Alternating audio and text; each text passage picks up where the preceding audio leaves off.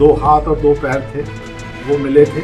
Number के बारे में बताया गया कि वो बक्सर गया और वो नहीं मिल रहे, वो नंबर हिला ही नहीं।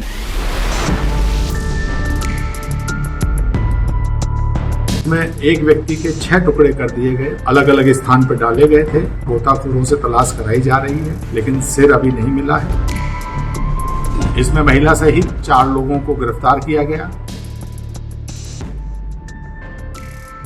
उत्तर प्रदेश का जिला बलिया रिटायर्ड फौजी देवेंद्र राम की हत्या से दहल गया है।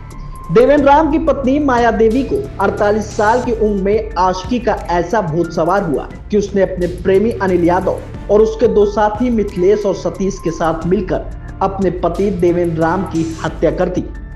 9 मई 2025 की रात चारों ने कोतवाली थाना क्षेत्र के बहादुरपुर मोहल्ले में वारदात को अंजाम दिया। फिर बेरहमी से उनकी लाश के 6 टुकड़े किए।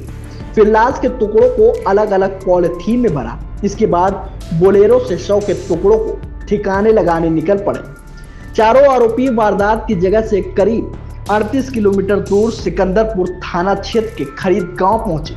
यहाँ एक बगीचे में हाथ पैर वाले टुकड़े फेंके। फिर खरीद गांव से करीब 500 मीटर दूर एक कुएं में धड़ को डाल दिया। इसके बाद चारों आरोपी घाघरा नदी पहुंचे, जहां उन्होंने सिर को उसमें फेंक दिया। पुलिस को मृतक के सभी अंग बरामद हो गए हैं। हालांकि सिर का अभी भी कुछ पता नहीं चल सका।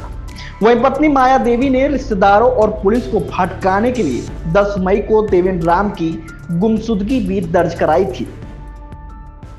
10 तारीख में थाना सिकंदरपुर क्षेत्र में कुछ मानव अंग, जिसमें 2 हाथ और 2 पैर थे, वो मिले थे। उस घटना को शुरू से ही पुलिस ने बड़ी गंभीरता से लिया। जनपद के सभी अधिकारी, कई थानों के थाना अध्यक्ष, हमारी फील्ड यूनिट, ये सब वहां पे पहुंचे थे। आसपास प्रयास किया गया ये जानने का कि कोई गुमशुदगी या कोई अपहरण इत्यादि की घटना तो नहीं हुई थी। यद्यपि जनपद में उस समय एक अपहरण की घटना चल रही थी, तो उनके परिजनों से भी संपर्क किया गया था। उसी दिन 10 तारीख में रात में थाना कोतवाली क्षेत्र में एक महिला द्वारा अपने पति की गुमशुदगी की रिपोर्ट लिखाई गई थी। उस रिपोर्ट में ये अंकित किया गया था कि उनके पति अपनी बेटी को लेने के लिए बक्सर रेलवे स्टेशन गए थे। उन्होंने पति का मोबाइल नंबर भी दिया था। बता दें कि बहादुरपुर मोहल्ले में रहने वाले Devendra Ram border roads organisation से रिटायर हुए थे। 28 साल पहले उनकी शादी माया देवी से हुई थी। दोनों की 3 बेटियां और 1 बेटा है। बड़ी बेटी जयपुर में रहकर प्राइवेट नौकरी करती है। मझली बेटी नोएडा में रहकर नौकरी करती है, जबकि छोटी बेटी कोटा में नीट की तैयारी कर रही है। वहीं बेटा भी पढ़ाई कर रहा है। देवेंद्र नौकरी के सिलसिले में अक्सर बाहर रहते थे। उनका एक घर खजूरी थाना क्षेत्र के हरिपुर गांव में भी।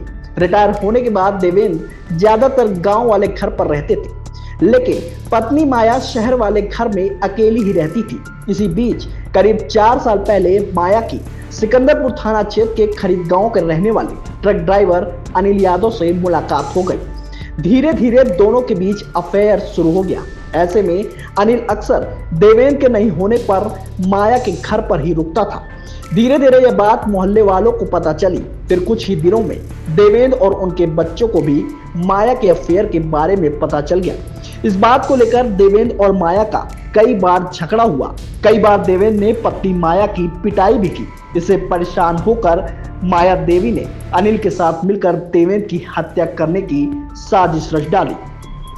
इसके बाद 9 मई को पत्नी माया देवी ने देवेंद्र को फोन कर बहादुरपुर मोहल्ले में स्थित शहर वाले घर बुलाया। वहीं उसका प्रेमी अनिल अपने साथी मिथिलेश पटेल और सतीश यादव को लेकर भी पहुंच गया। यहाँ सब ने आपस में बातचीत की। फिर देवेंद्र को कोल्ड ड्रिंक में नशीला पदार्थ मिलाकर पिला दिया गया। इसके बाद पत्नी माया देवी, प्रेमी अनिल यादव और उसके 2 साथी मिथिलेश पटेल और सतीश यादव ने मिलकर वारदात को अंजाम दिया। फिर उसी रात बोलेरो से शव को ठिकाने लगाने निकल पड़े। वही देवेंद्र के बच्चे अपनी मां की सच्चाई जानते थे। उन्हें पता था कि अनिल के साथ मिलकर वह कुछ भी कर सकती है। इसीलिए जैसे ही बेटी सुप्रिया को पिता देवेंद्र के गायब होने की सूचना मिली, तो उसने तुरंत जयपुर में अपनी बड़ी बहन अंबली गौतम को इस बारे में बताया। फिर दोनों बहनें बलिया आ गई। यहाँ उन्होंने पुलिस को मां और उसके प्रेमी के खिलाफ तहरीर दी। वहीं दूसरी ओर पुलिस को भी खरीद गांव के बगीचे से हाथ पैर के टुकड़े मिले थे। ऐसे में पुलिस ने जांच शुरू की और आरोपियों को पकड़ा तो सबने हत्याकांड की बात कबूल ली। जब ये प्रार्थना पत्र थाना कोतवाली को प्राप्त हुआ तो इंस्पेक्टर कोतवाली और जो हमारी सर्वेलेंस टीम है उन लोगों ने तहकीकात शुरू की तो ये पाया कि जिस नंबर के बारे में बताया गया कि वो बक्सर गया और वो नहीं मिल रहे, वो नंबर हिला ही नहीं, वो उन्हीं के घर पे रहा। इससे थोड़ा सा संदेह पैदा हुआ। रिश्तों के कत्ल का एक कहानी सामने आई। जो महिला थी उनके कुछ लोगों से प्रेम प्रसंग था और उन्हीं अपने सहयोगियों के साथ मिलकर उनके द्वारा इस घटना को कारित किया गया। इसमें महिला सहित 4 लोगों को गिरफ्तार किया गया।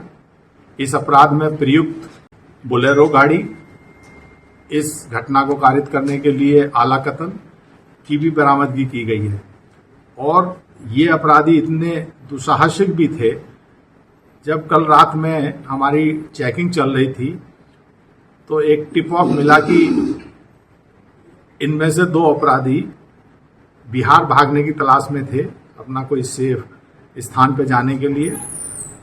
जब इनकी घेराबंदी की गई तो इनके द्वारा पुलिस पे भी फायरिंग की गई। पुलिस द्वारा आत्मरक्षा में फायरिंग की गई तो एक अपराधी के उसमें घायल हुआ, गोली लगी। पूछताछ पे उसके द्वारा जो सिकंदरपुर में घटना हुई थी उसमें अपनी संलिप्तता भी स्वीकार करी। जो मुखबिर की सूचना थी वो बड़ी सटीक थी। तो आज इन सबको जेल भेजा जा रहा है। ये बहुत ही घृणित अपराध था, दुस्साहसिक भी था, जिसमें एक व्यक्ति के 6 टुकड़े कर दिए गए, 2 पैर 2 हाथ, जिन्हें ट्रांसपोर्ट करने के लिहाज से इनके द्वारा ऐसा कृत्य किया गया था। अलग अलग स्थान पर डाले गए थे। पैर और हाथ तो ग्रामीणों की सूचना पर बरामद हुए थे। जब इस घटना का खुलासा हुआ तो अभियुक्त गणों की निशानदेही पे शरीर का अन्य हिस्सा प्राप्त हुआ। इसका सिर घाघरा नदी में फेंका गया था। वहां गोताखोरों से तलाश कराई जा रही है, निरंतर 3 दिन से चल रही है, लेकिन सिर अभी नहीं मिला है। बाकी सारी चीजें इसमें जो भी वैधिक साक्ष्य हैं, क्योंकि इन सब की फॉरेंसिक टीम ने बड़ा मेहनत करके हर जगह का साइंटिफिक तरीके से एविडेंस कलेक्ट की गई है और जैसे जैसे चीजें बताई गई थी उसके अनुरूप सभी साक्ष्यों का संकलन करते हुए इन्हें जेल भेजा जा रहा है।